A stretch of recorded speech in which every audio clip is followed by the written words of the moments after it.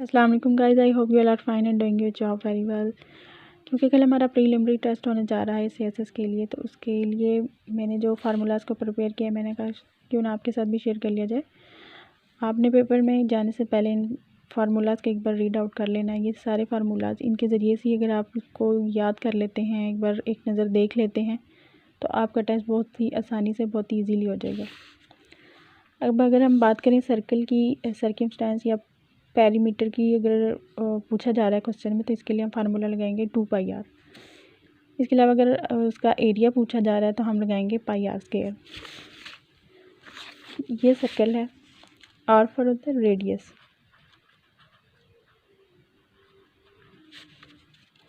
ये सर्कल है, ये इसका सेंटर ऑफ द पॉइंट है। सेंटर से जो ये इसका टोटल, इसको उर्दू में मुहीत बोलते हैं और सर्कमफ्रेंस कहते हैं इंग्लिश में। तो इसका सेंटर ऑफ पॉइंट से किसी भी पॉइंट पे जो पॉइंट इन दोनों को मिलाएंगे तो वो उसका क्या होगा, रेडियस होगा। लेकिन अगर इन दोनों पॉइंट्स को आपस में मिलाते हैं तो ये इसका डायामीटर है। ये इतना एक पॉइंट अगर ले लेंगे, ये सेक्टर है, तो इसके लिए फार्मूला लगाएंगे πr²। अब अगर आ जाता है एरिया ऑफ ट्राइंगल, तो हम क्या करेंगे, बेस इंटू हाइट ओवर 2 लगा देंगे। इन दो बेस को और हाइट को आपस में मल्टीप्लाई करके और 2 से इसको डिवाइड कर देंगे। एरिया ऑफ स्क्वायर अगर हमने मालूम करना है तो हम करेंगे πr/2, इसका होल स्क्वायर कर देंगे।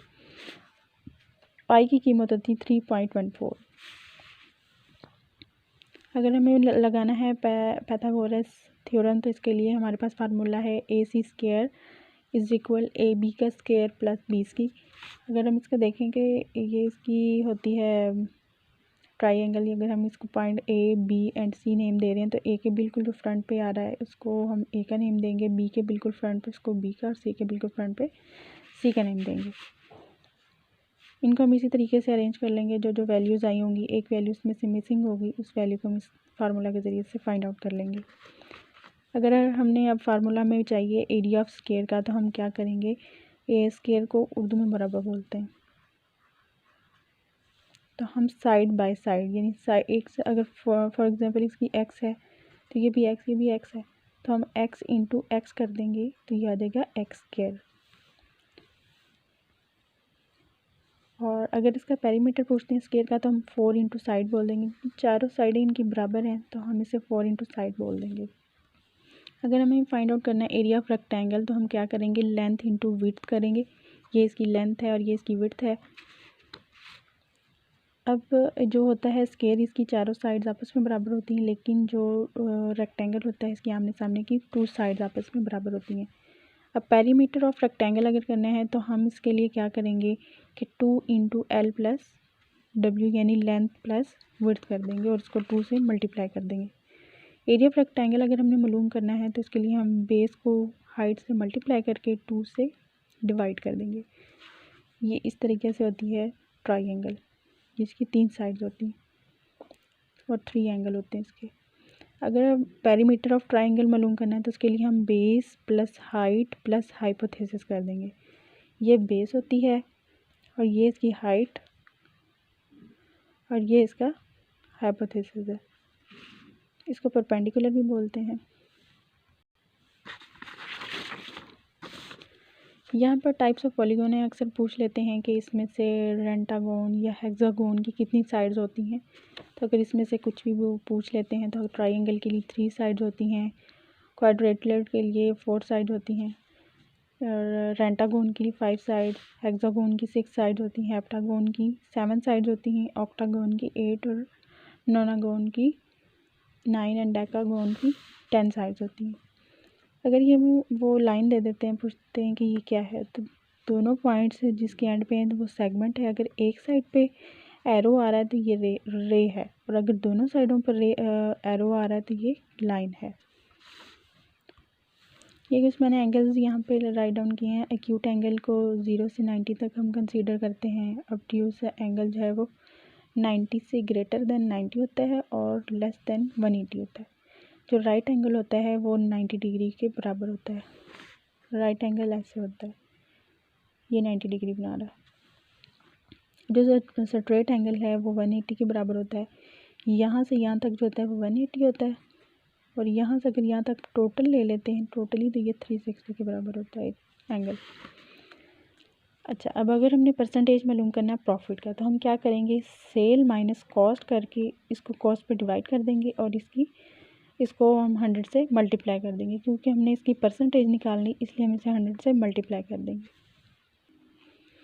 अच्छा, इसके अलावा अगर हमें वो सिर्फ प्रॉफिट मालूम करने के लिए देते हैं, परसेंटेज नहीं दे रहे हैं, तो प्रॉफिट के लिए हम क्या करेंगे, सेल माइनस कॉस्ट कर देंगे, यानी जितने में हमने इसको सेल किया, क्योंकि सेल हम प्रॉफिट हो रहा है ना, में तो सेल ज़्यादा ही होगी, तो सेल वाली कीमत, फॉर एग्जांपल सेल वाली कीमत 64 है और कॉस्ट जो इसकी थी वो पहले 50 थी, तो इसको हम माइनस कर देंगे तो हमारे पास इसका प्रॉफिट निकल आएगा। इसी तरह अगर लॉस को परसेंटेज में करना है तो हमने कॉस्ट माइनस सेल कर देंगे ओवर कॉस्ट इंटू 100 से मल्टीप्लाई कर देंगे।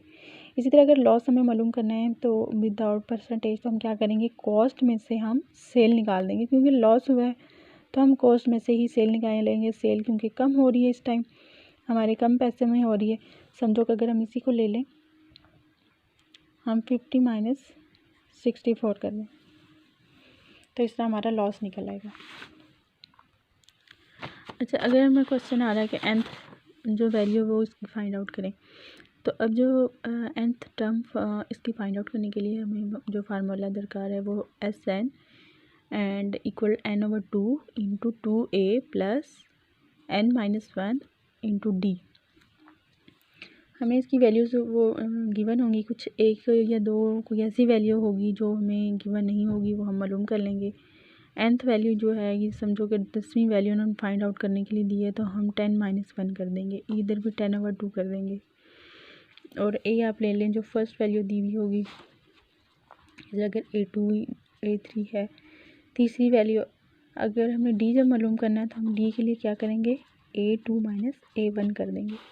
समझो यहाँ पे 5 है, यहाँ पे 7 है, तो हम क्या करेंगे 7 माइनस 5 कर देंगे, तो हमारे पास क्या आ रहा है, 2 आ रहा है। तो हम d की जगह पे क्या लगा देंगे, 2 लगा देंगे, और a की जगह पे क्या लगा देंगे, 5 लगा देंगे।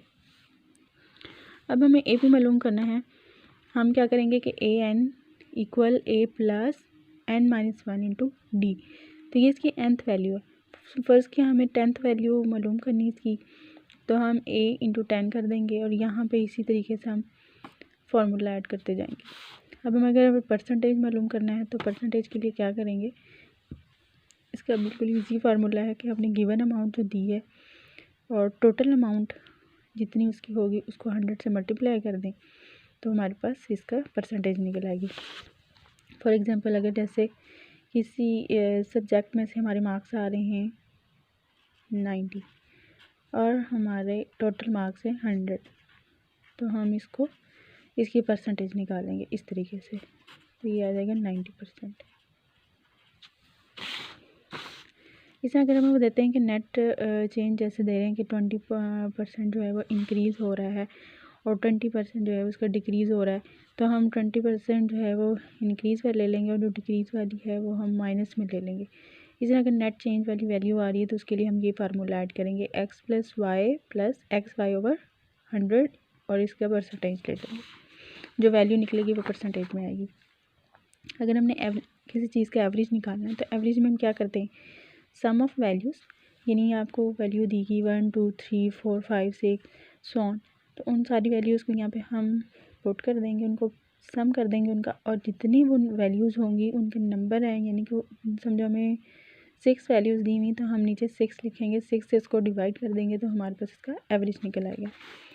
अगर हमें फॉर्म देते हैं कुछ वैल्यूज़, उसके कहते हैं कि इसका मीन निकालें, तो हम क्या करेंगे, तमाम वैल्यूज़ को सेम इसी तरीके से जैसे एवरेज निकालें, इसी तरीके से हम इसको क्या करेंगे, हम तमाम वैल्यूज़ को सम कर देंगे और जितनी उनकी तादाद होगी उस पर उसको डिवाइड कर देंगे तो हमारे पास मीन निकल आएगा।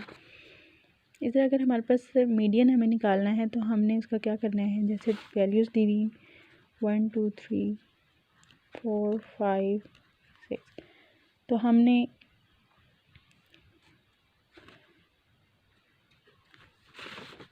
क्या करना है, तो वैल्यू इधर से निकाल दें, तो ये जो दरमियान में बच रहा है ये इसका मिड बच रहा है। अब जो इसका मॉड अगर हमें किसी चीज़ का निकालना है तो हमें वैल्यू दी हुई उसमें जो रिपीटेड वैल्यू आ रही होगी वो उसका क्या होगा, मॉड होगा। अगर रेंज फाइंड आउट करना है तो बड़ी में से हमें छोटी वैल्यू को निकाल देना है। जैसे यहाँ पे 7 है और 1 स्मॉलेस्ट है, 7 ग्रेटेस्ट है, तो ग्रेटेस्ट माइनस हम स्मॉलेस्ट यानी 1 कर देंगे तो हमारे पास 6 जो इसका आंसर आ रहा है तो वो इसका रेंज है। अगर हमें वो कोई चीज़ दे रहे हैं जिसमें से हमें समझो कि अगर मीन दिया हुआ है लेकिन मॉड नहीं दिया हुआ, हम मीन भी दिया हुआ है और मीडियन भी दिया लेकिन मॉड नहीं दिया, तो हम इस फार्मूले के ज़रिए से हम इसका मॉड निकालेंगे। मीन की वैल्यू पुट करेंगे और यहाँ पे मीडियन की वैल्यू पुट करेंगे, इन दोनों को माइनस कर देंगे।